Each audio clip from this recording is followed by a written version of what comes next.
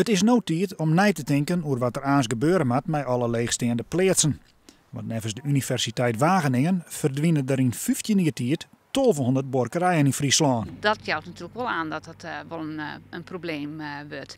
En ja, net elke boerderij kan je dan behouden of kan caravans zien of zorgboerderij of bed and breakfast. Nevens Siegersma moet er op woonplakken sloop worden.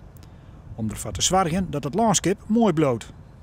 Je zegt naar die lichtboekstallen van nou, hier 70, 80.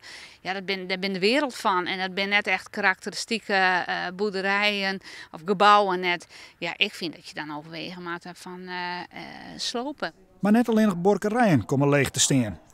Ook voor het traditionele dorpscafé is het dreig. Elk dorp heeft gewoon een dorpscafé minstens één. En van alle dorpscafés is bekend dat bijna de helft het moeilijk heeft of de keep stiert. Stichting Dwarp en Bedro Friesland zet haar in om bedroogheid in de Lietser dorpen te behouden. Zo is het dorpscafé van Ouderleijen weer openen.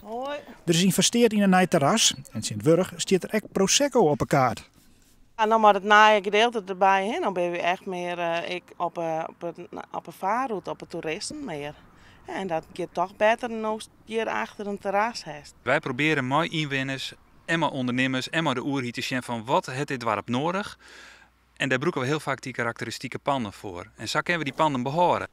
Toch denkt Knossen dat een nieuwe bestemming van oude gebouwen net de ultieme oplossing is zien leegstaan.